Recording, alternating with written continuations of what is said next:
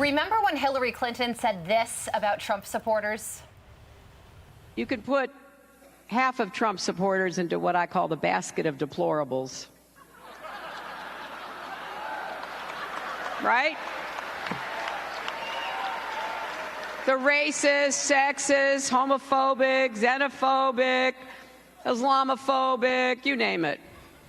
Well, fast forward 8 years, and Hillary still doesn't like Trump supporters.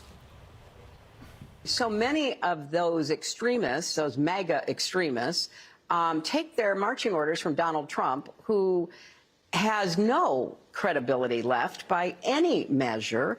He's only in it for himself. He's now defending himself in civil actions and criminal actions. And when do they break with him? You know, because at some point, you know, maybe there needs to be a formal deprogramming of the cult members. Jeez. Fox News contributor Tyrus joins us to react. Tyrus, they just don't learn. This is why you don't interview the quarterback that loses the Super Bowl. You just don't do it. Exactly. Right. Because, you know, this is just bitter. Yeah. Right. Because it wasn't the marching orders. What are the MAGAs doing? Yeah. Right. How many stories have we seen MAGA cultists burning buildings, robbing and looting, behaving badly? Where are these evil MAGAs? We just don't see it. Now, on the left extremists, we're seeing all kinds of this behaviors. So maybe she needs to look inside herself. But it shouldn't be the MAGA people that she's mad at. She should be mad at women. She should be mad at independents. She should be mad at Democrats who said, you know what, I'm going to stay home. The people who didn't vote vote for her. Yeah. It wasn't the MAGAs. Is half the country MAGA? So where is this bad behavior? Cults have to have bad behavior for them to be a cult. We have to see something for them to be a cult. So we'll just wait. Maybe she knows something we don't know or haven't seen yet. But yeah, just, you know, you're supposed to drink your bitter tea alone. But do you think, Tyrus, that this plays into why Trump is rising outside his policies, in that people get defensive instead of those who are on the fence with Trump? They see the way they're being marginalized and ridiculed, and they said, "Screw it! You want any part of me? I'm going back." No, because it's Hillary. Right. No one likes her. Right. But No one. She was the most unlikable candidate in the history of presidents, and that's saying a lot. But Biden says the same thing. He's number two. When Biden says something, does anyone be like, oh? Right. No, they used to go, oh, what'd he say? Yeah. But, you know, Tyrus, and this goes back to 2016, people were reluctant to talk to pollsters and say, I like Donald Trump. And now, fast forward 8 years later, essentially they're saying, if you like him, you're in a cult. Do you really want to be in a cult? If the cult that Hillary doesn't like, yeah, sign me in. What do I need?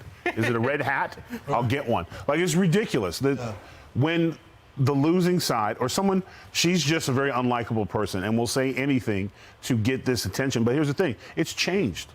America has changed. We no longer listen to that stuff. Now when they say it, we go, that's why I didn't vote for you. Exactly. That's why we have high inflation. They're worried about this stuff instead of fixing real problems. Well, she didn't learn her lesson, because when she called Republicans a basket of deplorables, it energized them, you know, to the point of no return. And now she's saying that they need to be deprogrammed and half the country is part of a cult. So yeah. It's like someone interviewing, and it's still happening it's again. like someone interviewing your ex-fiance about you. It's not ever going to be nice. It's so true. The vast right-wing conspiracy, On remember CNN. in the 80s? Yeah. Now we had the deplorables, and now we have the cult.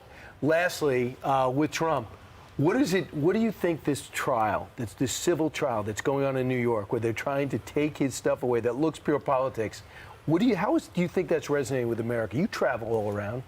It's, you know, and you can attest it, Laura, it's the same thing. It's just shocking.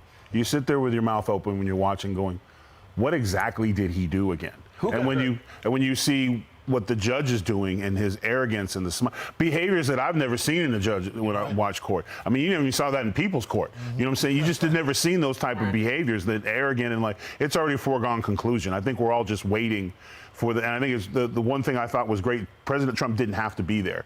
But at least he's there sitting down, staring his accuser right in the face. And that is resonating with the American people because they're like, he's facing it, and we can see the writing on the wall. Totally. Right. People see, okay, he might be fined a lot of money, but you take away the business? Is that fair? When they said that his home was worth $18 million, we were just like, okay. You lost me at that. Tyrus, Tyrus, thank you very so much. Always a pleasure. Good seeing you, Kelly.